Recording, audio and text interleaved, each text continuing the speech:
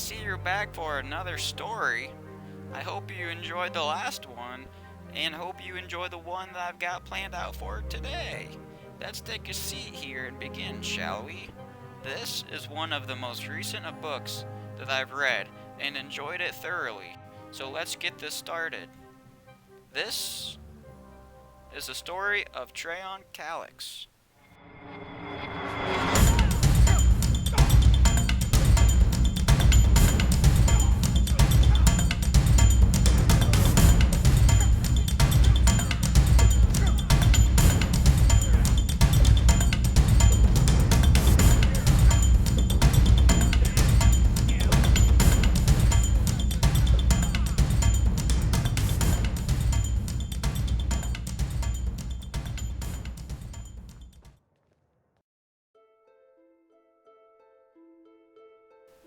Here you have Treon Calex, a man of many personalities.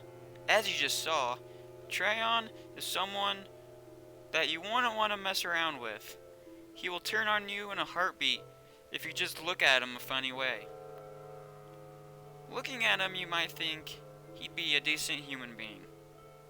But that is quite the opposite. Treon uses tactics that one might say would be dirty. He scouts around different stores, and when the timing is right, he'll sneak up and steal whatever he can get his hands on. What does he do with these stolen goods, you may ask? Well, after waiting a couple of days, Treon will go back to the same place and sell those items right back to them.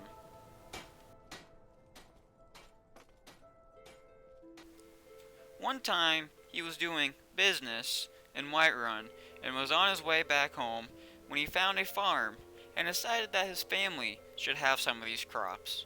Being Treon, he thought, they won't mind if I take some of these off their hands. So he did just that.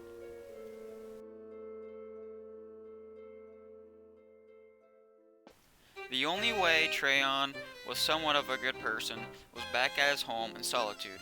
This is where his family lived. He would do anything for his family, even though his way of providing for them were not morally right. They lived in luxury at the most expensive home in the land, where Treon played with his two children in the streets whenever he wasn't plundering from shopkeepers. The kids didn't know their father was this way, so to them he was the ideal father. This was the same way for his wife.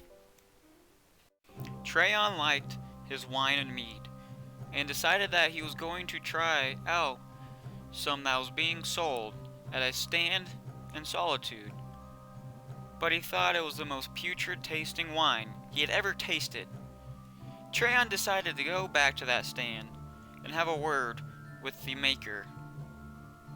Instead, he thought it would be a better idea to just throw the remaining wine bottles on the ground. So one by one, he threw them, and they crashed on the old stone.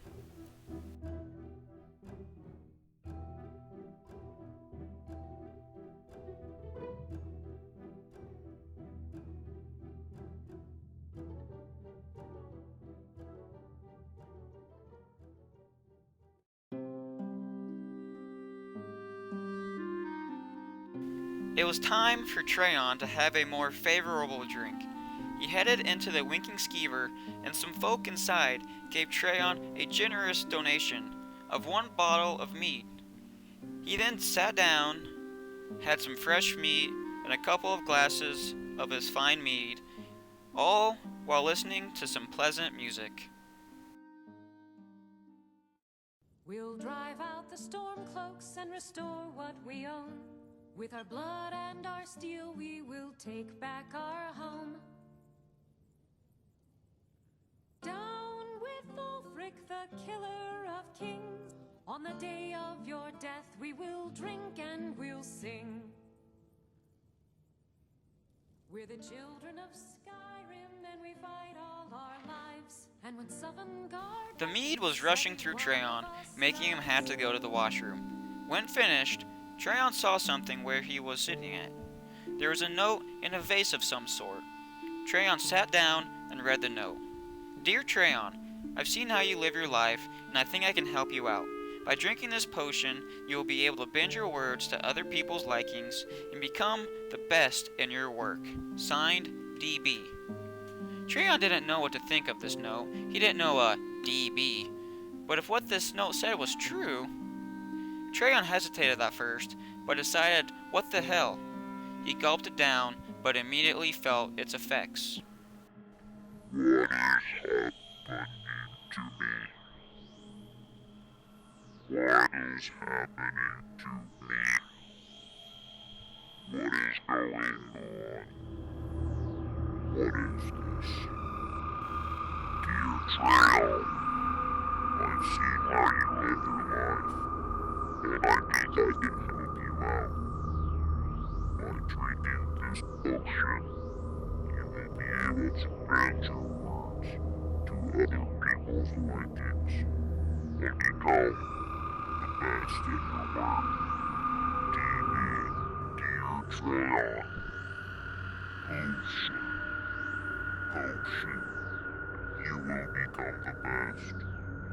Dear Treon. Dear Treon. I've seen how you live your life. Bend your words. DB. I can help you. Help you, Treon. Drink this potion. Become the best. Bend your words to people's likings. Dear Treon, I can help you. I can help you. I can help you.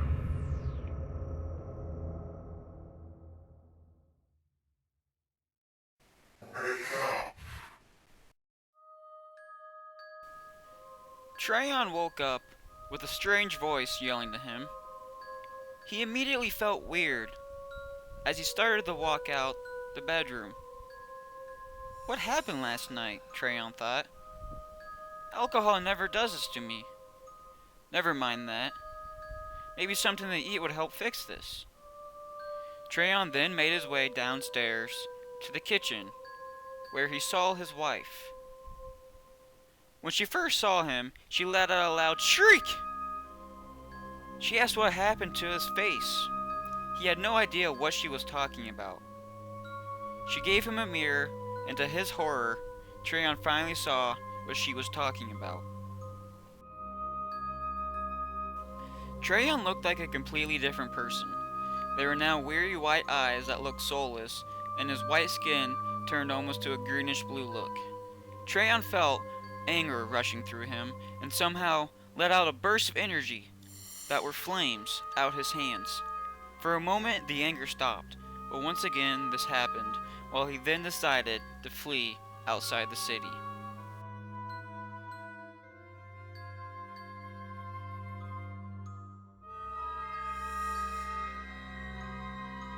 After leaving through the Solitude walls, Treon felt like he was being called to from a location not too far from where he was, so he began walking where he thought this place was.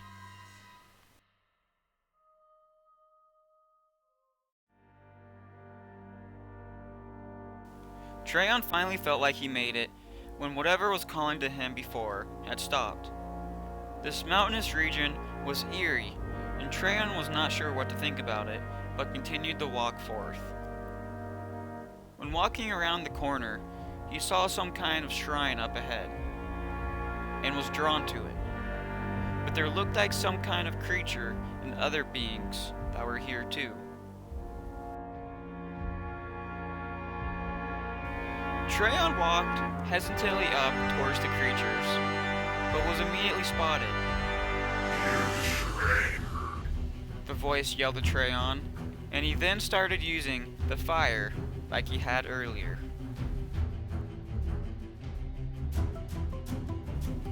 This type of fighting was new, and he didn't know how to handle it, so taking each enemy out one by one was the best bet.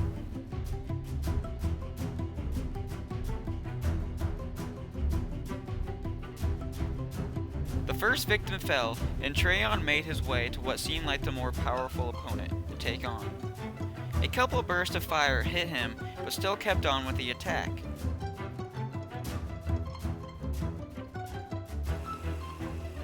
It seemed like the creature was healing itself, making it more difficult. But lastly, Treon was able to put it to rest, while he was now able to focus on the last hostile.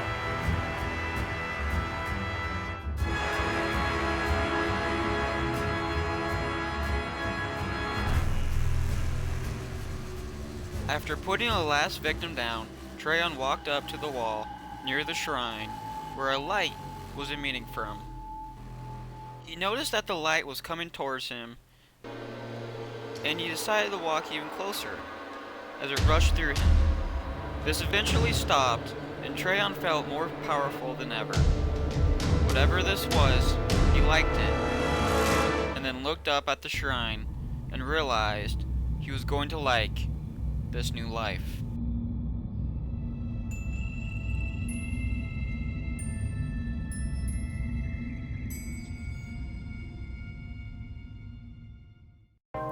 Getting a hand on using this energy, Treon learned a new spell and was also able to use these at his own command. This was going to be helpful for his journey because he was told that there's an artifact somewhere out there that when read turns you into the most mighty of living things.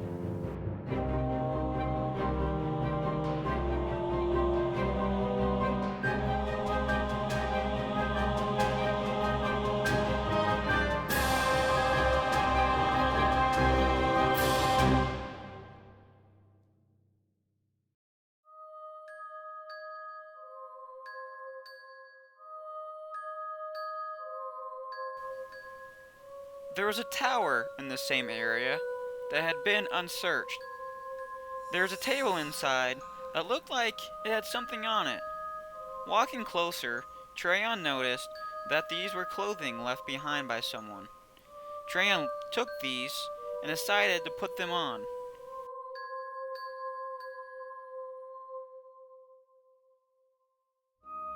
He was now looking the part.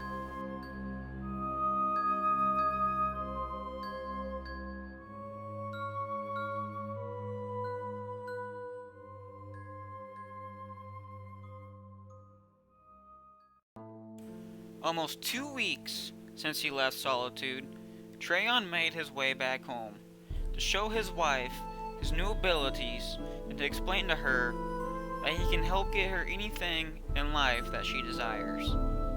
She didn't like this idea and announced she did not like how he was acting and told him to leave.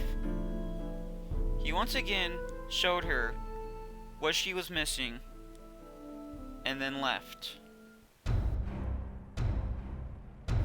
Treon had made his way back to his new home to continue researching the location of this artifact as well as training on his own skills. These new abilities were astronomical to his previous ones. One hit by these spells would burst you into nothing. What he used was the perfect combination. Fire and lightning seemed to be the most ideal attacks to use against anyone challenging Treon.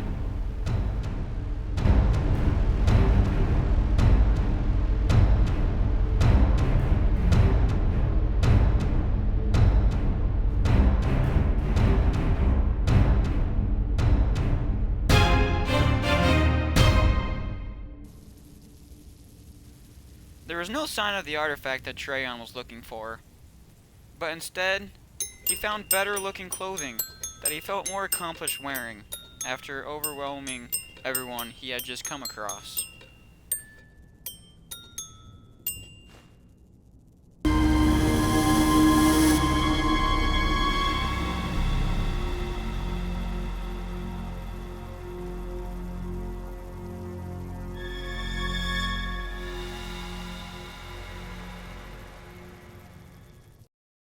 Treon once more made his way back to his home in Solitude to see if he couldn't talk some sense into his wife.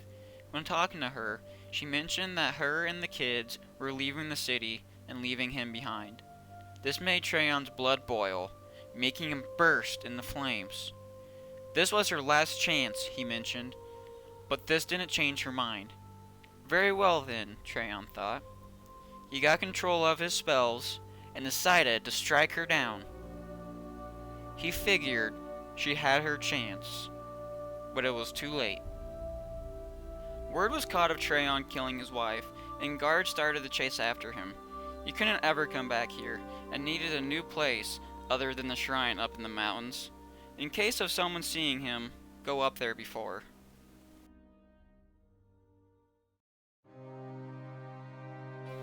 Fleeing the city, Treon came upon a nice little cabin in the swamps, and decided to make this his new home.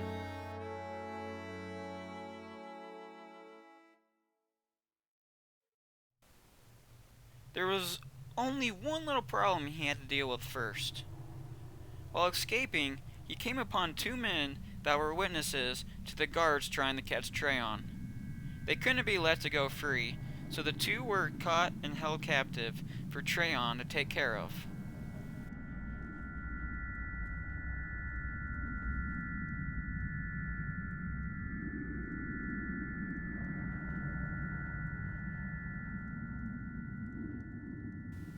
One by one, he took them out.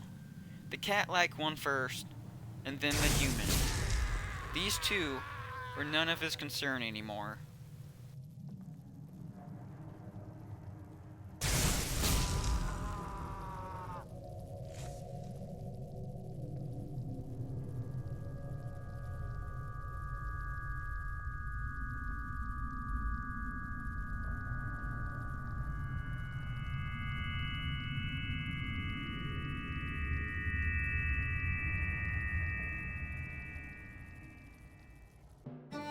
The search continued for the artifact after he got everything set back up at the cabin.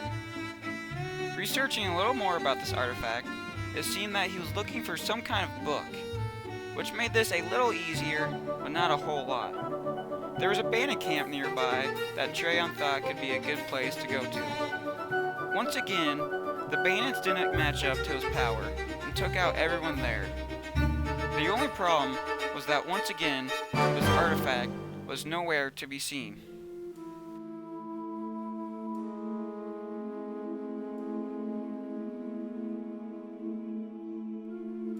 There was something wrong going inside Treon, and he could feel it. For some reason, the magic that he once had control over was slowly diminishing and was going sporadic.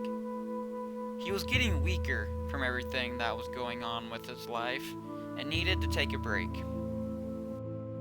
This break lasted longer than Treon thought. 2 months had passed and the strength was still gone. One night, he had the thought of not knowing if it was ever going to come back, and then slowly drifted to sleep.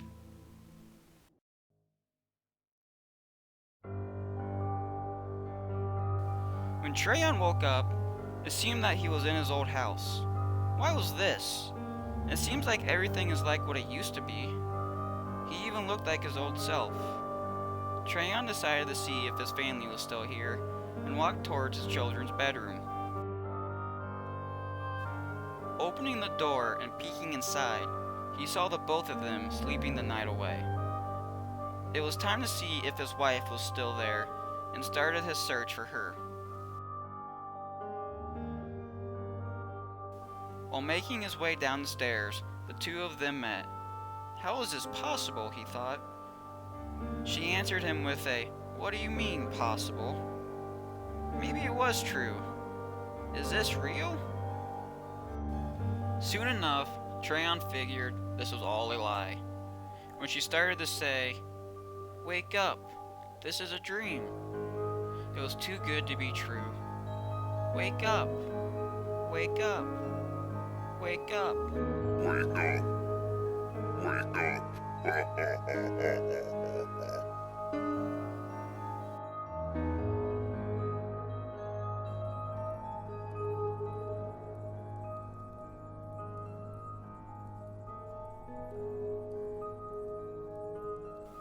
When Treon awoke, he was a little disoriented, but noticed he was in a completely unknown area. That is, until he looked up and saw that he was locked up inside a room. Sometime in the night, Treon had been captured and brought to a dungeon keep. He had let his guard down and wasn't able to fight back. But this wasn't over. He'd be able to gain his strength back in time. Treon promised to himself that he would escape and would come back even stronger than before.